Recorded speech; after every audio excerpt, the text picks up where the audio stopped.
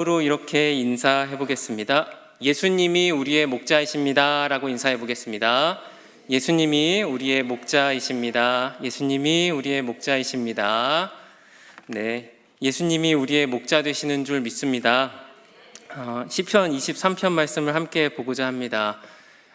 시편 23편은 제가 설문조사를 해보진 않았지만 아마 모든 성도님들이 가장 좋아하는 말씀 중에 하나로 뽑힐 거라고 생각합니다. 저는 이 시편을 읽고 잠을 자면은 그렇게 잠이 잘 오기도 하고요. 외워도 좋고 두 번 읽어도 좋고 절마다 아무 절이나 떼서 읽어도 좋은 시편입니다. 오늘 이 시편을 1절부터 6절까지 한 절씩 이 시를 함께 읽어보시며 하나님이 우리에게 얼마나 좋은 목자가 되어주시는지를 나누고자 합니다. 함께 1절 말씀을 읽어보겠습니다. 시작. 여호와는 나의 목자시니 내게 부족함이 없으리로다. 아멘.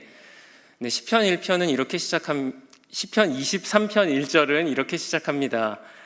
여호와는 나의 목자이시니 내게 부족함이 없습니다 라고 말입니다. 그런데 저는 이 부족함이 없다라는 표현을 묵상을 해보면 어떻게 이런 고백이 나올까라는 생각이 듭니다. 아무리 잘 나가는 사람이라고 한들 이 자리에 학생들도 많이 있는데 전교 1등을 놓치지 않는 친구에게 물어보십시오. 너는 성적이 그렇게 좋으니까 부족한 게 없겠구나. 그러면 부족한 게 없다고 대답할까요? 아닐 겁니다. 가장 부유한 사람, 아마 이 부평구에서 돈이 가장 많은 사람, 저도 누군지 궁금하네요. 그런 사람을 생각해 볼까요? 더 양보해서 우리나라에서 제일 부유한 사람에게 당신은 이만큼 부유함을 쌓았으니 부족한 게 없으시겠습니다 라고 질문하면 그 사람이 부족한 것이 없다고 대답할까요? 사람은 살면서 늘 부족하다고 말하는 존재이지 않습니까? 그런데 다윗은 여호와가 나의 목자이시기 때문에 나는 부족한 게 없다고 고백하는 것입니다. 세상을 둘러보면 만족할 것이 없지만 하나님이 나의 목자라고 하는 그 사실을 묵상할 때 우리는 부족한 게 없다고 고백할 수 있을 줄 믿습니다. 내가 만족한다라고, 내가 이 영원한 만족을 얻을 수 있는 것은 그분이 나의 목자가 되어주신다는 이 사실 때문입니다. 성경을 읽다 보시면 하나님께서는 우리를 참 많이 양이라고 비유를 드는 것을 봅니다. 왜 성경이 우리를 양이라고 그렇게 많이 비유하는지 아십니까? 이 양이라고 하는 동물은 참 신기한 동물입니다. 아마 아시는 것처럼 양은 목자가 없으면 아무것도 못하는 아주 철저하게 목자 의존적인 동물이기 때문입니다. 고든 코넬이라고 하는 신학교에 이 디모데 레니악이라고 하는 교수님이 있습니다. 이 교수는 7년을 주기로 안식년이 주어지지 않습니까? 그 안식년에 이 교수님이 평생을 성경을 연구는 했지만 직접 그 삶을 겪어보지는 못해서 안식년 1년을 통째로 할애를 해서 이스라엘에 가서 양치기를 경험하고 돌아와서 책을 한 권 썼습니다. 그것이 양을 돌보는 참 목자라는 책인데요. 이 책에서 양을 여러 가지 이슈들이 있는데 목자가 없으면은 정말로 밥도 혼자서 찾아 먹지를 못하고 물도 못 마시고 그리고 털을 밀 때조차도 양은 목자에게 아주 순종적인데 우리가 보통 강아지를 미용할 때 이 강아지들이 예민한 경우가 있지 않습니까? 미용할 때 거기 그렇게 밀지 마 이러면서 으르렁거릴 때가 있는데 양들은 목자가 털을 밀어줄 때 그런 모습들을 본 적이 없다는 것이에요. 자기가 이렇게 팔을 들면서 부끄러워 빨리 밀어 이러면서 아주 그렇게 순종적인 모습들을 양은 목자에게 보이더라는 것입니다. 우리는 목자가 반드시 필요합니다. 그것이 우리의 인간의 인생입니다. 하지만 시대는 사람들은 나는 목자가 필요 없다고 내 인생은 내가 잘 리드하며 살 수 있다고 말하지만 그렇지 않습니다. 지금 당장으로서는 눈앞에 먹을 풀밭이 많아 보이지만 그 길이 늑대가 있는지 혹은 낭떠러지로 가는 곳인지 양으로서는 판단할 수 없기 때문입니다. 성경이 여호와는 나의 목자시니 내게 부족함이 없다고 하는 이 고백도 하나님의 그 영원하심과 완전하심에 우리가 있을 때에만 비로소 안전하기 때문입니다. 사랑하는 우리 성도 여러분께 하나님이 목자 되심을 전적으로 신뢰하시는 믿음이 생기는 밤이 되기를 축복합니다. 그리고 나는 하나님의 전적인 양입니다 라고 주님께 맡겨드릴 때 주님은 우리를 이끌어 주시는 것이죠. 오늘은 시편 23편을 볼 겁니다. 시편은 시입니다. 그래서 시로서 조금 더 묵상을 해보고자 합니다. 자, 우리 같이 2절을 시인의 마음으로 읽어보겠습니다. 시작.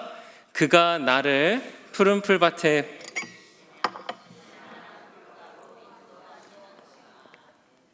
아멘. 시인의 마음으로 읽으셨죠? 네. 2절. 그가 나를 푸른 풀밭에 누이시며 쉴만한 물가로 인도하시는도다. 이렇게 노래합니다. 자, 하나님이 우리의 목자이시고 우리는 그분의 양입니다. 우리의 목자 하나님은 우리를 2절에 보시면 첫 장면입니다. 우리는 23편의 시를 장면의 이동에 따라 그 시상을 볼 겁니다. 2절에 보시면 첫 번째 장소가 어딘가요? 푸른 풀밭입니다. 네, 푸른 풀밭에 누이시고 옆에는 쉴만한 물가가 있습니다. 한번 생각해 보시겠습니까? 폭신한 초장의 잔디밭이 있고요. 그리고 맑은 시냇물이 흐르고 있습니다. 나무 그늘이 있고 그리고 그곳에서 이 포근한 초장에서 양의 몸으로 둥글둥글 하고 있는데 고개를 들어 저곳을 보니 우리 목자 되시는 예수님이 사랑 넘치는 눈으로 우리를 보고 계시는 겁니다. 퍼펙트하지 않습니까? 완벽해요. 이런 그림보다 더 좋은 그림을 저는 그릴 수가 없다고 생각합니다. 자, 그런데 3절을 함께 읽어볼까요? 3절 시작. 내 영혼을 소생시키시고 자기 이름을 위하여 의의 길로 인도하시는도다. 아멘. 푸른 풀밭에 누워서 우리가 예수님과 행복한 시간을 보내고 있습니다. 그런데 우리 목자 예수님께서 우리를 일으켜 세우시더니 3절에 나의 영혼을 소생시키시며 자기의 이름을 위하여 하나님의 이름을 위하여 의의 길이라는 곳으로 우리를 인도합니다. 자, 첫 번째 장소는 푸른 풀밭이었고요. 우리를 일으키셔서 어디로 가나요? 의의 길입니다. 푸른 풀밭 하면은 느낌이 말씀을 나눈 것처럼 포근하고 좋고 나이스하고, 자, 그런데 의의 길이라고 하면은 느낌이 조금 어떠신가요?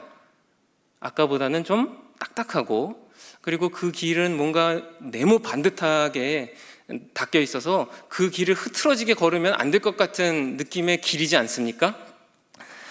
네. 의의 길이라고 하는 단어는 성경에서 보시면 하나님의 뜻에 합당한 삶의 방식을 일반적으로 말합니다. 예수님이 걸으신 거룩하고 온전한 길, 그 영생의 참된 도리를 주로 의의 길이라고 표현을 합니다. 자, 그러면 우리가 푸른 풀밭에서 있을 때는 좋지만 이제 예수님이 일으키셔서 의의 길을 가야 할 때가 있다는 것인데, 우리는 어느 곳에 더 머무르고 싶어 하시는지 한번 생각해 보면 좋겠습니다. 저도요, 인간적인 마음으로 말씀을 묵상해 보면 초원에서 그냥 24시간 계속 둥글거리고 싶습니다. 예수님이랑. 그런데 신앙이라고 하는 것은요, 내가 있고 싶은 곳에만 있는 것이 아닙니다. 하나님께서 일으켜 세워주셔서 하나님이 보내시는 그 자리로 순종하며 걸어 나가는 것이죠. 이것은 구약과 신약 모두 다 동일합니다. 신약에서도 제자들이 예수님과 함께 있을 때 제자들이 예수님과 변화산의 사건을 겪을 때를 한번 생각해 보시겠습니까? 예수님께서 변화산에서 그 영광스러운 광채를 보여주셨습니다. 그때 제자들이 예수님을 보며 했던 말은, 오 예수님, 여기가 너무 좋습니다. 여기가 좋사오니 모세 초장 하나, 엘리야 초장 하나, 그리고 예수님 초장 하나 세우고 여기 눌러 앉으시죠. 이런 말이었죠. 그래서 예수님이 이 말 듣고 어떻게 하셨는지 아십니까? 바로 환상 거두셨습니다. 그리고 제자들에게 데리고 내려와서 마테마가 누가 모두 다 공통됩니다. 바로 귀신 들린 이를 치유하기 위해서 바로 그 사역 장소로 데려가십니다. 우리는 신앙생활을 함에 있어서 양의 발을 가지고 있지만 양의 발은 일반적으로 초장을 걷는 데 특화되어 있죠.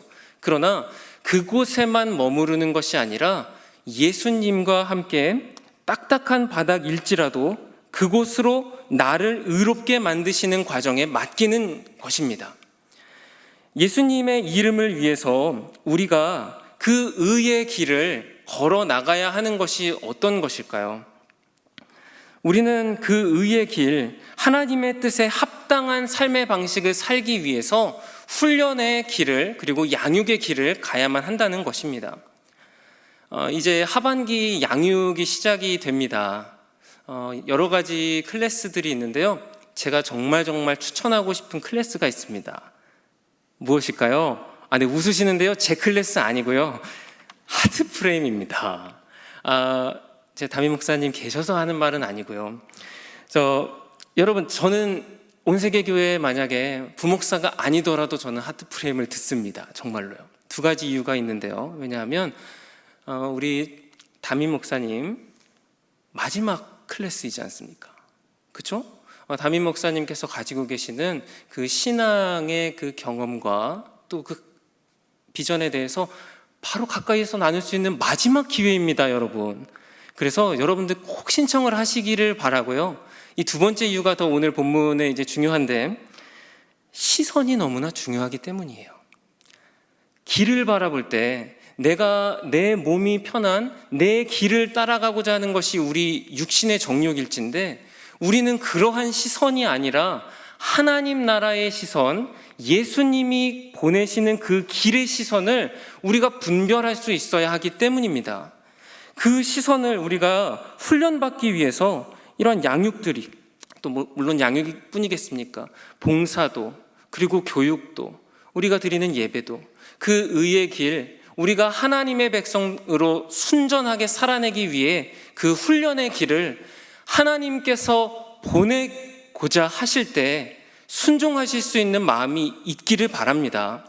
우리는 그 마음을 가지고 훈련받으며 의의 길을 걸어 나가야만 이 뒷부분도 하나님께 승리로 드릴 수 있기 때문이에요.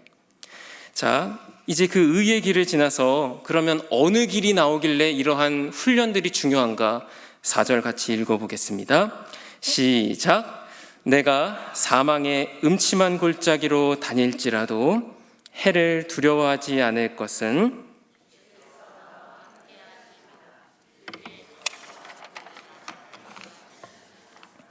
아멘. 네, 푸른 풀밭을 지나 의의 길을 걸어가다 보니까 이번 4절에서는 어디가 나오나요? 사망의 음침한 골짜기라는 곳에 도착합니다. 푸른 풀밭에서는 아주 좋았죠. 그런데 의의 길을 지나고 보니까 사망의 음침한 골짜기가 나오는 거예요. 내가 좋아하는 예쁜 산새소리들 온데간데 없고요. 푸른 풀밭이 아니라 땅은 너무 질척거리고, 새 소리는커녕 늑대 소리, 올빼미 소리, 그 밤야의 심야의 적막한 곳을 걸어가게 되는 것이죠. 그때 우리 주님께서 아마 이렇게 물으실 것 같습니다. 두렵니? 라고요. 그때 양은 이렇게 대답할 것입니다. 아니요, 괜찮아요. 제가 혼자 이 사망의 음침한 골짜기를 걸어가면 무섭겠죠. 그러나 주님이 저의 목자가 되어 주시기 때문에 저는 두렵지 않아요. 라고 양이 대답할 것 같습니다. 하나님의 막대기와 지팡이가 저를 지켜주시잖아요. 이것이 4절입니다. 신앙생활을 하다 보면은 처음에는 참 좋습니다.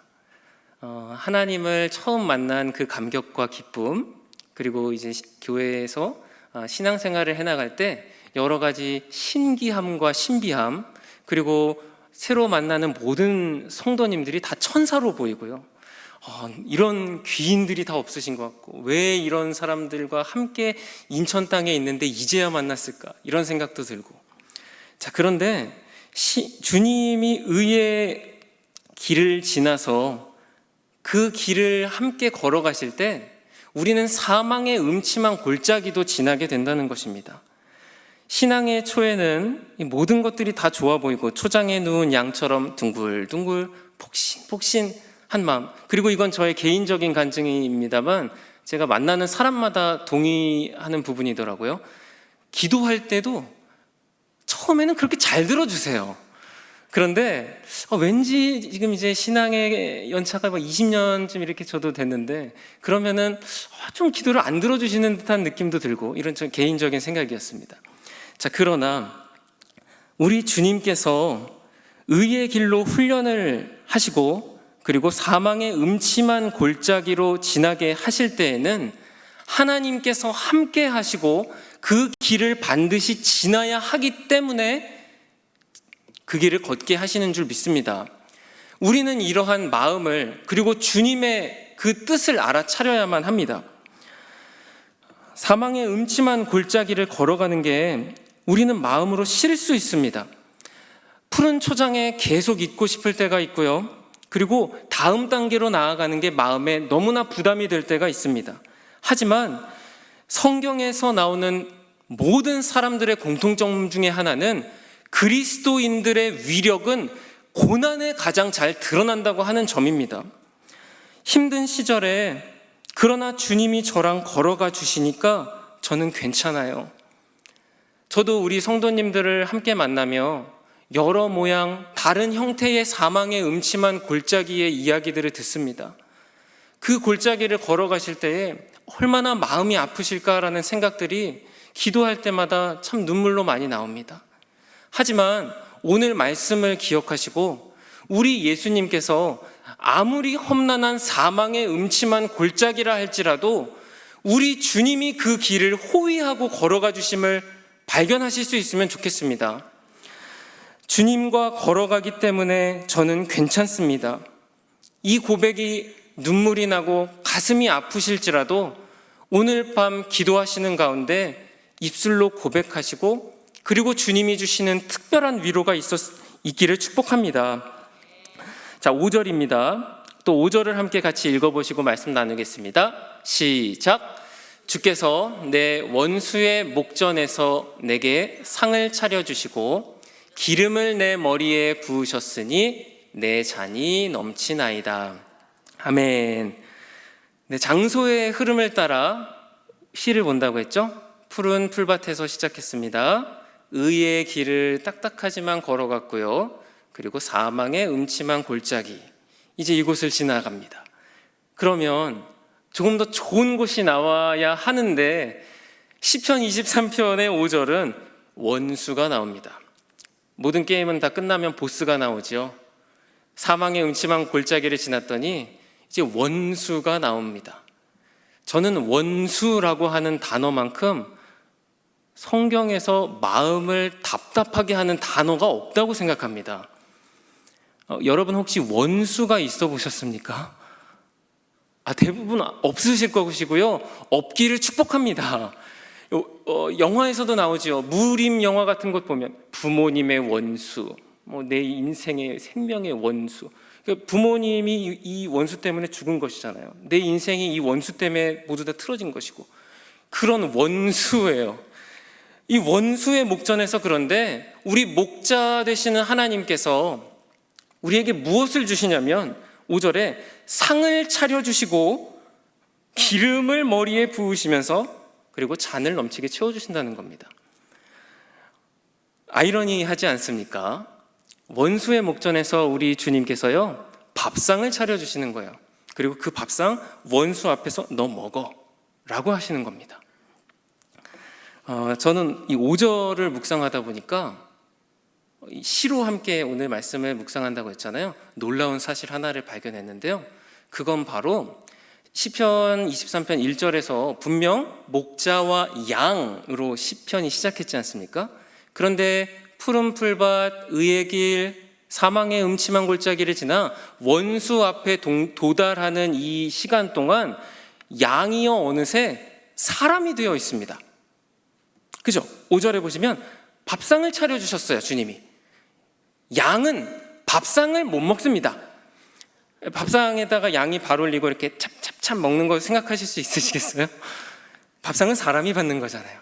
더욱이 어떤 사람이냐면 기름을 머리에 붓습니다. 분명히 사람이에요. 어떤 사람에게 기름을 붓는지 아마 잘 아실 겁니다. 세 가지의 사람이 있죠? 왕, 제사장, 선지자. 네, 맞습니다. 기름을 머리에 부으면서 잔을 넘치도록 채워주시는 거예요. 우리 주님께서는 우리를 그 푸른 초장에 그대로 내버려 두시는 것이 아니고, 그럼 왜 의의 길, 그리고 사망의 골짜기, 그리고 원수의 앞에까지 세우시냐면, 우리 주님께서는 우리를 그 과정을 통해서 하나님의 사람으로, 단순한 양인 동물이 아니라 왕 같은 제사장이요 거룩한 나라요 그의 소유가 된 백성 같은 존재로 기름을 부으시기 위해 그 과정들을 데리고 오셨던 거예요. 그래서 이 시편은 장소의 이동을 따라가 보면은 하나님의 마음이 어떤 것인지, 왜 우리에게 이러한 고난과 이러한 훈련들을 겪게 하셨는지를 알게 됩니다. 그렇습니다. 신앙은 이런 것입니다. 이 원수라고 함은 궁극적으로는 마귀를 가리킵니다. 우리 예수님은 대적 마귀, 그 원수에도 불구하고 십자가와 부활로 이미 승리를 거두셨죠. 그 앞에서 우리에게 잔을 차려주시며 주님의 보혈을 가득 채워주시며 이 잔을 먹으라고 하는 것입니다. 우리의 인생 가운데에 얼마나 많은 경우 대적 원수 마귀가 우리의 앞을 노려보고 있습니까? 그러나 예수님의 그 십자가 능력과 부활로 말미암아 담대하게 그 상을 받아 먹으며 나아가야 한다는 것입니다. 나쁜 목자는 그냥 풀밭에 둥글둥글하게 아마 내버려 둘 것입니다. 그러나 하나님께서는 우리 각자에게, 그리고 우리 교회를 통하여 하나님께서 하시고자 하시는 일이 있기 때문에 우리를 인도하고 계십니다. 사랑하는 성도 여러분들에게 질문하고 싶습니다.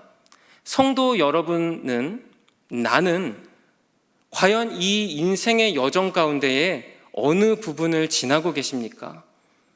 아마 모두 다 다를 것입니다.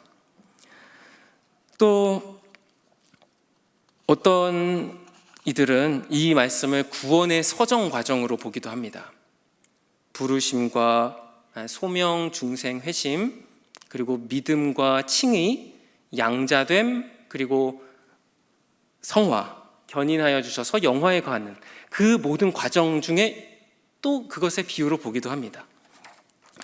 사랑하는 성도 여러분, 그 과정이 어느 곳에 있든지 중요한 것은 하나님이 나의 목자이시고 나는 그분의 양이기 때문에 하나님은 이 길을 반드시 동행해 주시며 함께 해 주신다는 믿음일 것입니다.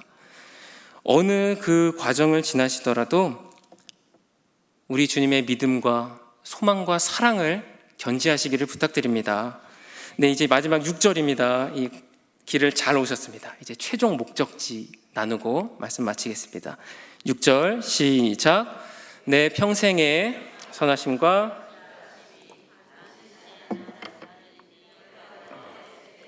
영원히 살리로다. 아멘. 네, 6절에 내 평생의 선하심과 인자하심이 반드시 나를 따르리니 내가 여호와의 집에 영원히 살 것이다 라고 합니다. 최종 목적지는 여호와의 집입니다.